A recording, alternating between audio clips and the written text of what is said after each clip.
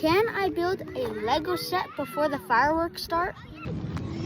Today I'll be building set 75411 Darth Maul mech.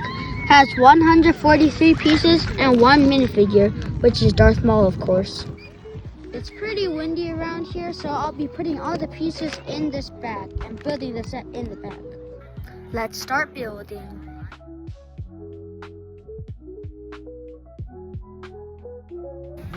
So this is the finished product of bag 1. It's basically just the body.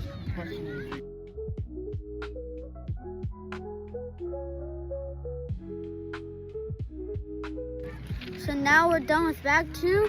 We made the legs.